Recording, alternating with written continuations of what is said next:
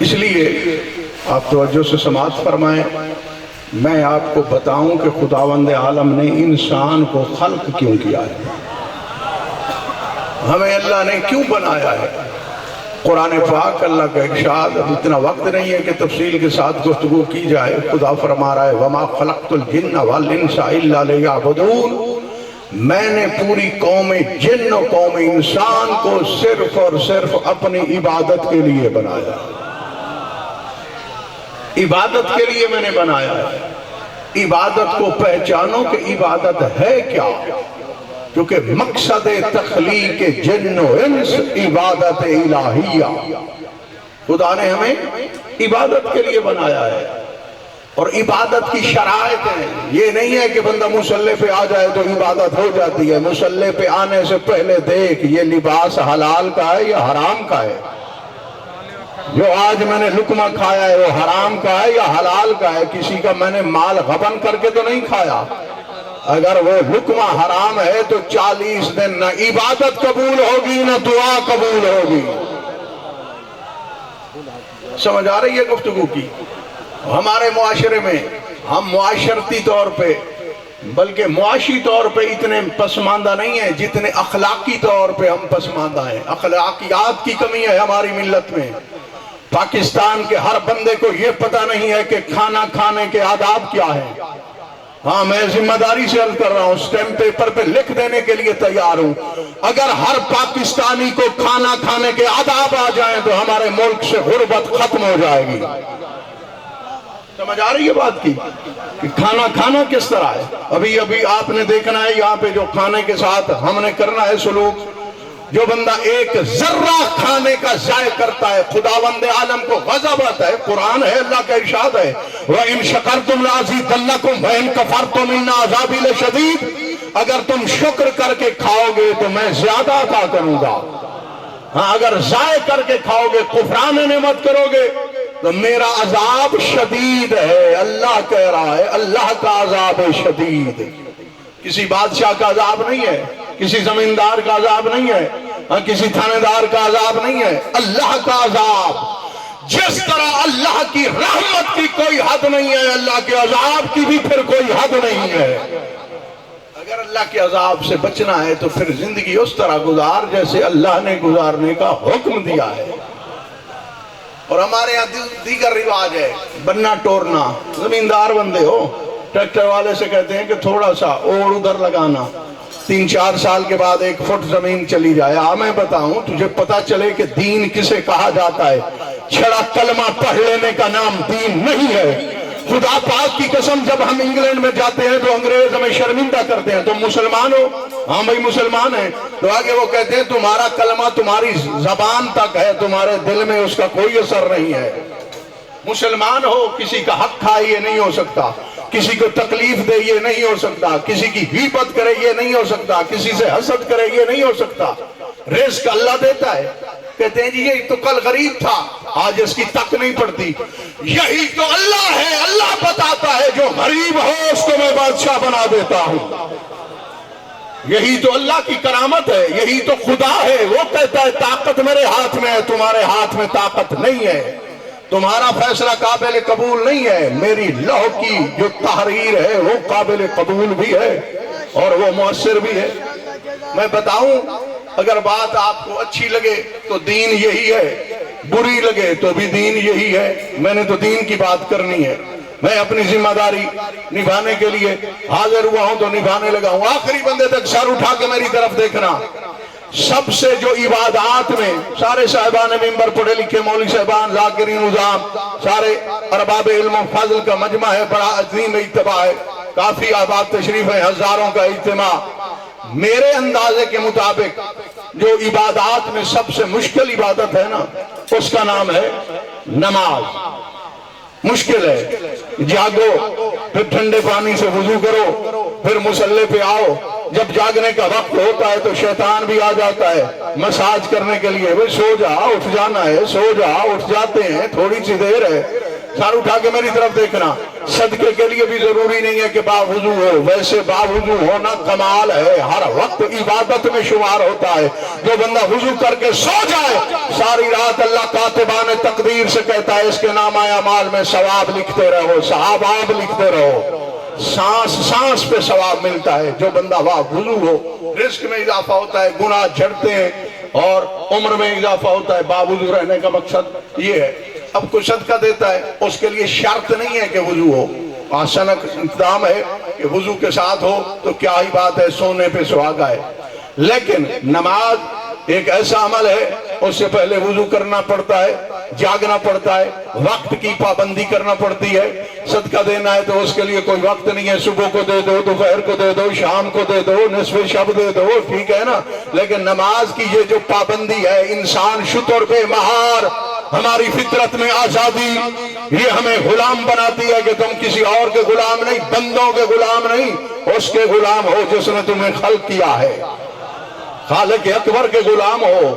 اس نے ایک time table بتایا ہے کہ میرے بارگاہ میں اس وقت آنا ہے، پھر دوپہر کو اس وقت آنا ہے، عصر کو اس وقت آنا ہے، مغرب کو اس وقت آنا ہے، عشاء کو اس وقت آنا ہے۔ اللہ نے اوقات بتائے ہیں۔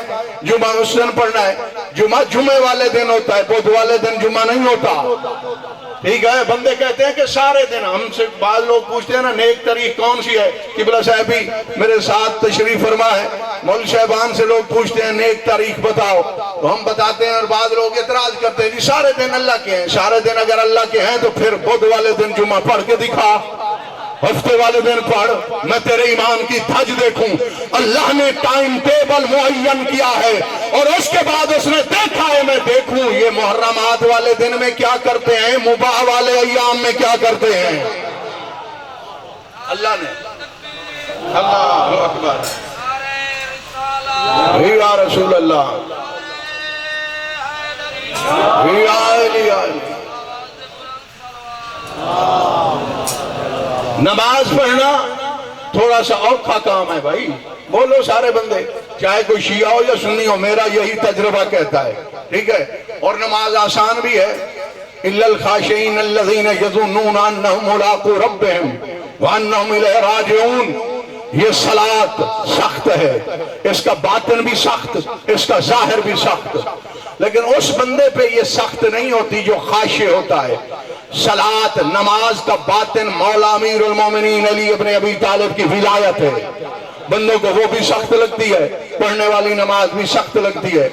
تو میں آپ کو اخلاقیات، اسلامیات بتا رہا ہوں، دینیات بتا رہا ہوں، محمد مصطفیٰ کا دین بتا رہا ہوں۔ او مسلمانوں، اپنے مسلمان بھائی کو ٹھگی لگا کے مسکرانے والوں کہ میں نے اس کو بڑا ٹھگا ہے، آج میرے شکار میں آیا ہے، میں نے بڑا شکار مارا ہے۔ میں تجھے بتاؤں، اگر تو نے کسی کا ایک درہم مارا ہے، چاہے جھوٹ بولا ہے یا اس کا مال چرایا ہے یا اس کا مال غبن کیا ہے یا غصب کیا ہے، ذمہ داری سے عرض کر رہا ہوں، قیامت والے میدان میں کیا ہوگا؟ انگلینڈ میں جاتے ہیں تو پاکستانی پیسہ کوئی نہیں لیتا، پاؤنڈ چلتے ہیں، امریکہ میں جاتے ہیں تو ڈالر چلتے ہیں، ایران میں جاتے ہیں تو تمان چلتے ہیں، ٹھیک ہے۔ اگر عراق میں جائیں تو دینار چلتے ہیں، سعودی عربیہ میں جائیں تو ریال چلتے ہیں یا نہیں چلتے؟ میدان قیامت میں ہماری کرنسی نہیں ہوگی، نہ ہمارا اناج ہوگا، نہ غلہ، نہ یہ باغات، نہ زمینیں، نہ روپیہ، نہ پیسہ، نہ سکے، نہ سونے، نہ چاندی۔ اگر پھر آپ نے کسی کا ایک درہم مارا ہے، ایک درہم، ذمہ داری سے عرض کر رہا ہوں، جس کا ایک درہم دینا ہوگا قیامت والے میدان میں، اللہ کہے گا اس کو 600 نمازیں دو تو حساب برابر ہوگا۔ 600 نمازیں، ہاں مردود نمازیں نہیں ہیں۔ اور رات والی بھائی، گندے تو سیب آپ نہیں لیتے، آم نہیں لیتے، اور ٹانگ کے مکھی والے آم تو آپ کا وہ جو بیکر ہوتا ہے وہ بھی نہیں خرید کرتا، صاف ستھرے آم لیتا ہے۔ گاہک کی بھی یہی کوشش ہوتی ہے، ہاں فراڈ ہو جائے تو بات الگ ہے، وہاں تو فراڈ ہی نہیں ہونا۔ مردودہ نماز تو اللہ نے قبول ہی نہیں کرنی، وہ تو اللہ کے خزانے تک نہیں جائے گی۔ قبول نماز 600 نماز دینا پڑے گی۔ ہاں اگر نوافل نہ بھی ہو، نوافل کے علاوہ واجبات 4 مہینوں کی نماز 1 درہم کے بدلے جائے گی۔ اب خود حساب کر لینا، کسی کے درہم مارے ہیں نمازیں کتنی ہیں، عمر کتنی ہے، حساب کتنا سخت ہے. یہ ہے اللہ کا قانون. ادھر تو بچ جاؤ گے، سفارش آ جائے گی، وہی وزیر نے کر دی ہے، ایم پی اے نے کر دی ہے، ہمیں تھانے دار نے بچا لیا ہے. ضمنی میں بری ہو گئے ہو. اللہ کی ضمنی سے کوئی ظالم بری ہو سکتا ہی نہیں ہے، چاہے وہ جیسا ظالم ہو. ایک درہم کا ظالم ہو یا کسی کا باغ غبن کرنے والا ظالم ہو یا کسی کی زمین پہ قبضہ کرنے والا ہو. اور اس کے بعد کیا ہوتا ہے، یہ جو آپ بننا آگے ٹوڑتے ہیں نا، اس کا کیا آپ کو نقصان ہوتا ہے؟ جو بندہ بننا آگے ٹوڑتا ہے وہ اپنی قبر تنگ کر رہا ہوتا ہے. معصوم کا فرمان ہے، جو بندہ کسی کی زمین پہ اس طرح قبضہ کرتا ہے اس کی قبر تنگ ہو جاتی ہے، قبر میں سختی ہوتی ہے. دعا مانگا کرو اللہ دشمن کی بھی قبر تنگ نہ کرے. ہاں یہ ایسا مرحلہ ہوتا ہے. آپ چپ کر گئے ہو، حیران ہو رہے ہو، میں اللہ کا دین بتا رہا ہوں. میں نے تو کہا دینیات یہی ہے، اسلامیات یہی ہے، تمہارے نبی کا دین یہی ہے. تم نے نہ سنا ہے نہ کسی نے بتایا ہے، تو اس میں دین کا کوئی قصور نہیں ہے. اللہ نے تمہیں عبادت کے لیے بنایا ہے. اور یاد رکھو عبادت بڑی بڑی عبادات ہیں، لیکن جب تک عبادت میں عبادت کی روح نہ آئے. جناب آدم کا پتلا اللہ نے بنوایا، پڑا تھا، 40 دن کی روایات ہیں. جناب آدم کا پتلا تیار ہو کے پڑا ہے. ملک مقرب نے نہیں، عام فرشتے نے پتلے کو دیکھا بھی نہیں ہے، بالکل توجہ ہی نہیں کی. خداوند عالم نے فرمایا فَإِذَا نَفَخْتُ فِيهِ مِن رُوحِي، جب میں اس کے اندر اپنی روح ڈال دوں فَأَقَعُوا لَهُ سَاجِدِينَ، اس کے بعد آدم کو سجدہ کرنا. تو مطلب یہ ہے جب تک روح نہیں آئی جناب آدم میں سجدہ نہیں ہوا. جب تک روح نہیں آئی جناب آدم میں سجدہ نہیں ہوا. جب تک جناب آدم میں روح نہیں آئی تو سجدہ نہیں ہوا. یہی کہہ رہا ہوں عبادت اس وقت عبادت بنے گی جب اس کے اندر روح عبادت آئے گی، اور اس کا نام ہے ولایت امیر المومنین علی ابن ابی طالب. جب تک امیر کائنات کی بسم اللہ جب تک امیر المومنین کی ولایت نہیں آئے گی عبادت قبول ہی نہیں ہوتی. عبادت کی روح کا نام ولایت امیر المومنین علی ابن ابی طالب ہے.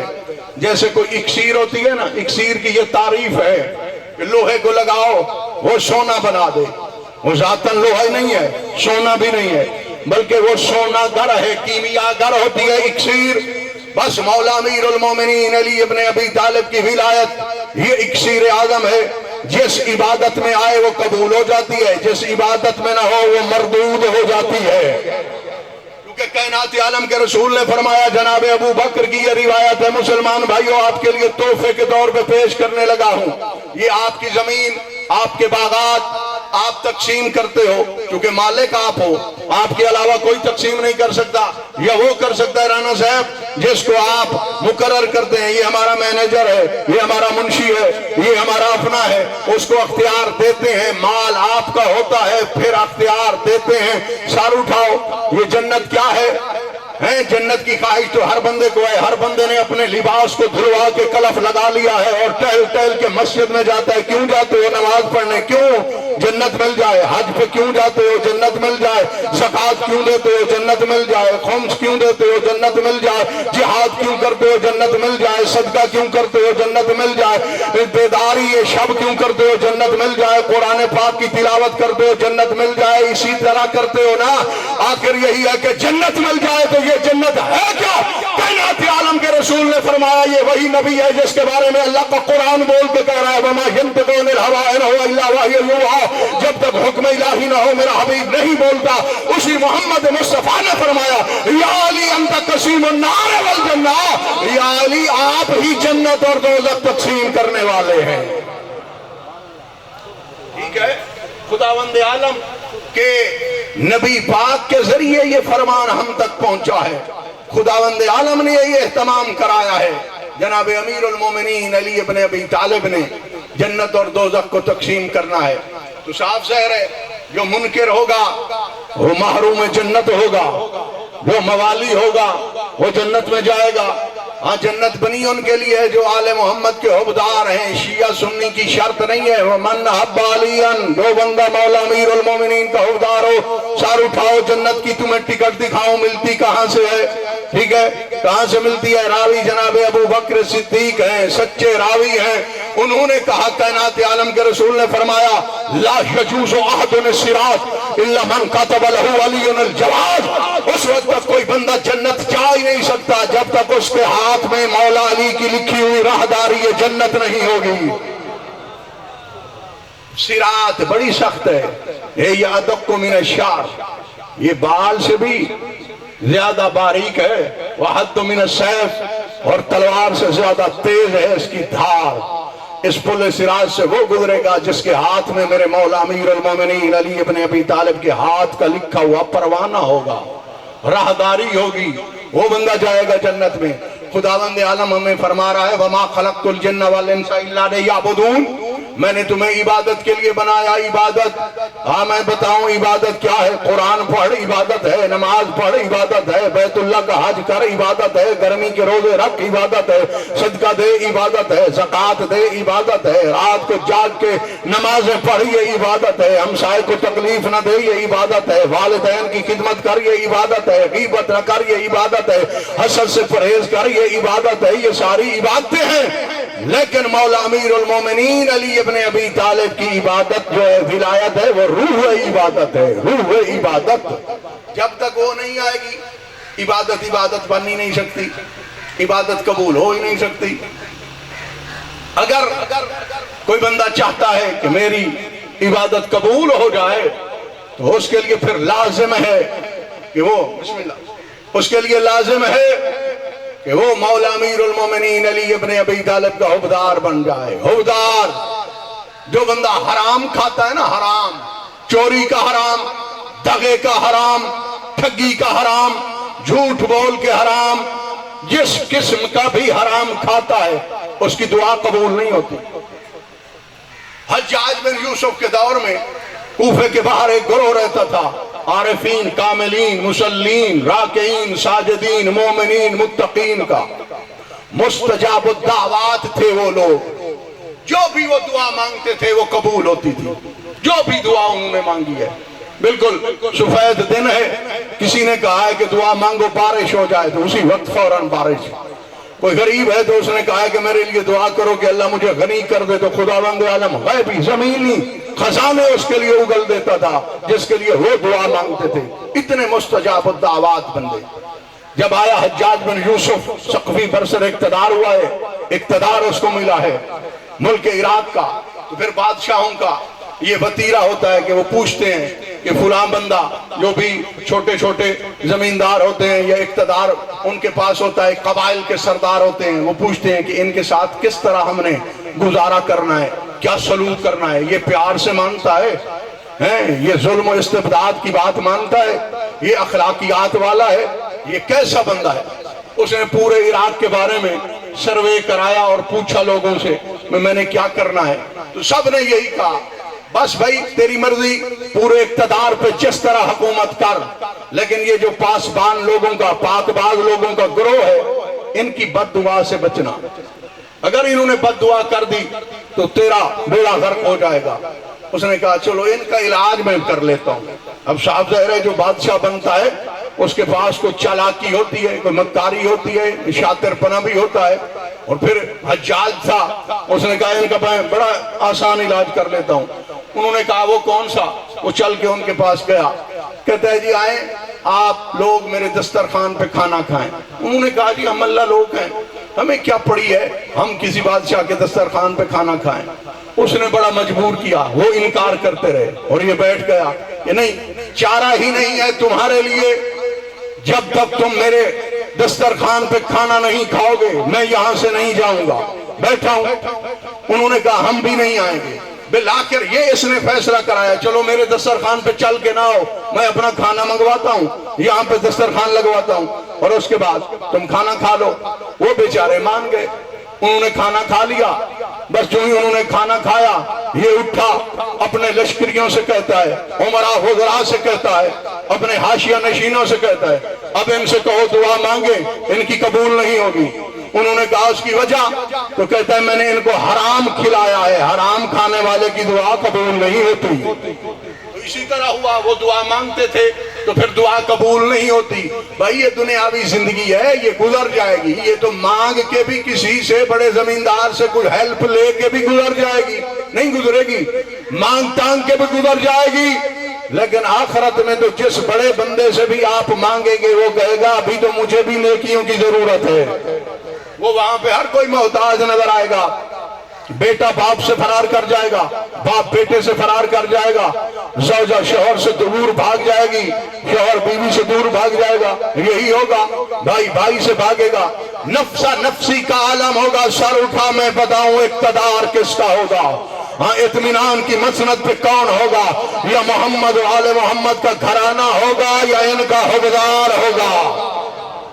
انبیاء کہیں گے ہمیں جنت چاہیے، محمد مصطفیٰ کی تحلیل پہ خداوند عالم نے جنت کا ان کو مالک بنایا ہے، رعایتاً نہیں بنایا بلکہ میرٹ کے طور پہ بنایا ہے۔ انہوں نے سارا کنبہ شہید کرایا، اس لیے بنے الحسن والحسین سیدہ شباب اہل الجنہ، جوانان جنت کے سردار حسنین شریفین کریمین ہیں۔ تو وہاں عالم کیا ہوگا؟ نفسا نفسی کا عالم، کل نفس ذائقۃ الموت، ہر نفس کو موت کا ذائقہ چکھنا ہے، جس میں نفس ہو اس نے موت کو چکھنا ہے۔ لیکن کوئی ایسی ہستی بھی ہے جو نفس سے مبرہ و منزہ نظر آتی ہے، وہ کون ہے؟ وہ ہمارا نبی، جس کا سایہ بھی نہیں ہے، جس میں نفس بھی نہیں ہے، موت کا ذائقہ چکھتی ہے نفس لیکن اس میں نفس ہے نہیں۔ اور یہ بھی میں ذمہ داری سے عرض کر رہا ہوں، برادران اہل سنت سے پوچھ رہا ہوں، محمد مصطفیٰ اور علی ابن ابی طالب کو موت جو بھی ظاہری آئی ہے، جس کو آپ موت کہتے ہیں، ملک الموت نے ان کو موت نہیں دی بلکہ اللہ نے براہ راست ان کا برقع تبدیل کروایا ہے۔ ہاں پوچھ لینا، کیونکہ یہی تو بھائی فرق ہے۔ ایم پی اے صاحب بیٹھے ہیں، ملک شوکت حیات محسن صاحب، یہ ایم پی اے ہیں، آپ ان کے پاس کوئی کام لے کے جائیں اور آپ سے آگے یہ کہیں یہ میرے پاس تو اختیار ہی نہیں ہے۔ بھئی اختیار ہے تو ایم پی اے آپ بنے ہیں، نظام ہے، اپنے حلقے کا اختیار ہے، تو جس طرح ان کے پاس اختیار ہے، جو ایم پی اے نہیں ہوگا اس کے پاس اختیار نہیں ہے، ان کے پاس ہے۔ تو اسی طرح نبی وہ ہوتا ہے جس کے پاس جتنا نبی ہو اتنا بڑا اختیار بھی ہونا چاہیے۔ ٹھیک ہے، نبی میں اور عام بندے میں یہی فرق ہے، ہمارے پاس تو اختیار نہیں ہے لیکن نبی کے پاس اختیار ہے۔ اور ہمارے نبی کے پاس کتنا اختیار ہے میں بتانے لگا ہوں۔ جناب آدم کے زمانے کے لوگ حضرت آدم کے پاس آئیں گے، تو ابو البشر ہے بھائی، ہماری شفاعت کر، اللہ میں جنت عطا کرے، تو وہ کہیں گے بھائی ابھی نفسی نفسی، مجھے اپنے نفس کے لیے کچھ کر لینے دو، اس کے بعد میں تمہاری بھی کرتا ہوں۔ پھر لوگ آئیں گے حضرت نوح کے پاس، وہ کہیں گے نفسی نفسی، بھائی ابھی ہمیں اپنے نفس کے لیے کچھ کر لینے دو، تمہاری سفارش بھی کرتے ہیں، شفاعت بھی کرتے ہیں۔ ایک ایک نبی کے پاس آئیں گے، سارے نبی یہی کہیں گے، جاگنا بھائی محمد مصطفیٰ کے امتیو، خوش نصیب ہو کہ ہمارے حصے میں خاتم النبیین آئے، محمد مصطفیٰ ہمارے حصے میں آئے، امام الانبیاء آئے، سید البشر آئے، سید المرسلین آئے، وہ آئے جن کی امامت اور ولایت کے بغیر کوئی نبی نہیں بنتا۔ پھر سارے انبیاء مخلوقات عالم میدان حشر میں آئیں گی ہمارے نبی کے پاس کہ ہمیں محمد مصطفیٰ جنت عطا کرا دو، ہم آپ کے ممنون رہیں گے۔ جاگنا، محمد مصطفیٰ مسکرا کے فرمائیں گے امتی امتی، پہلے مجھے امت کو جنت میں بھیج لینے دو، اس کے بعد تمہیں بھی ضرور عطا کروں گا۔ جس جگہ پہ انبیاء اپنے نفسوں کو دیکھ رہے ہیں، اس جگہ پہ ہمارے نبی اپنی امت کو دیکھ رہے ہیں۔ اور مولا امیر المومنین کی ولایت بات ختم ہو گئی، وقت بھی ختم، بات بھی ختم۔ مولا امیر المومنین علی ابن ابی طالب وہ عظیم ہستی ہیں جن کے لیے کائنات عالم کے رسول نے فرمایا وما خلقت الجن والانس الا لیعبدون کی بات ہے نا، میں نے پوری قوم جن قوم بشر کو عبادت کے لیے بنایا۔ تو اب خداوند عالم کے اس حبیب اعظم جناب محمد مصطفیٰ نے کیا فرمایا؟ فرماتے ہیں النظر الی وجہ علی عبادہ، میرے بھائی علی کا چہرہ دیکھنا اللہ کی عظیم عبادت ہے۔ اور اس کے بعد فرمایا ذکر علی عبادہ، میرے بھائی کا ذکر کرنا، علی کرنا عبادت ہے۔